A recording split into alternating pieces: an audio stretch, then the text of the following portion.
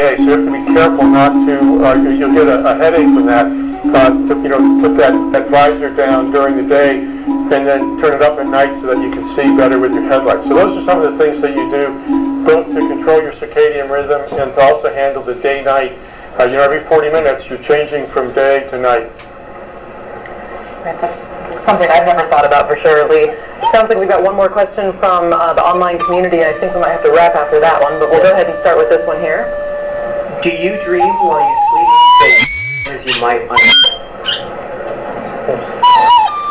I dreamt many times in space, but I remember as I was trying to fall asleep, I would sometimes think I was dreaming about aliens because these high-energy particles would actually hit your optical nerve, and you would actually see green light in your head. And so you'd have your eyes closed, your commander would have you, in your sleeping bag, and you're sitting there saying, "Oh my God, am I seeing aliens?" And so sometimes that confused me with was I dreaming or was I really seeing the light or not. But I dreamt the same that I did on the ground. Because you see these flashes as these particles go through. So sometimes you get just one that would come diagonal. Sometimes you get one that would go through both eyes. So you can kind of get a sense of the directions that the particles travel. I had really normal dreams in space. They weren't that exciting. For me, the interesting part was when I came back, and after I got back from space, I always floating. Whereas I would be in my house, and I just wanted to get to the top floor, and I would just float the staircase to roll top of the railway. So it was always more just better than that when I got back from space. One last question here, auditorium. Hi, I'm Christina from DC. I'm an early career woman scientist. I wanted to ask about education and outreach specifically. I've always noticed there's very strong lack of women, especially in physical sciences and especially in the post-PhD or PhD level work. So I was wondering if NASA has outreach to sort of maintain the interest that especially young children and young girls may have when they're younger but may not progress through the college or postgraduate level.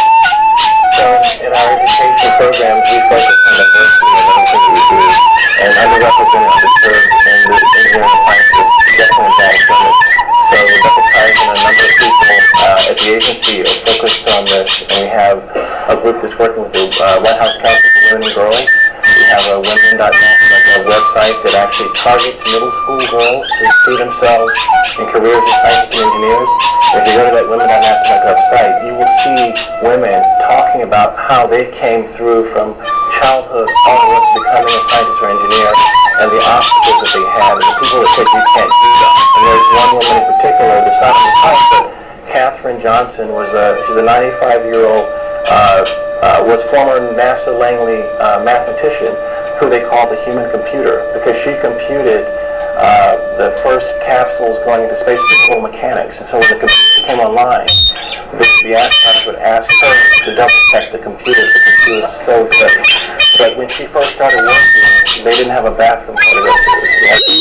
They made jokes, they laughed, but she persevered and became one of the most preeminent mathematicians at NASA. So using role models, using these types of websites, using an awareness of how the administration focusing on these types of activities is very important, and we have a very strong area in that.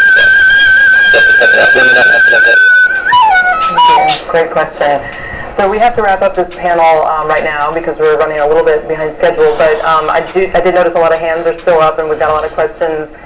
Definitely stay tuned on NASA.gov and NASA TV. We've got a lot of really great opportunities to interact with astronauts on the space station. We're going to do a Google Plus Hangout live from space in a couple of weeks. It's going to be great. So save your questions for that time and keep them coming on social media. I think it's time to go to our next panel. Thank you.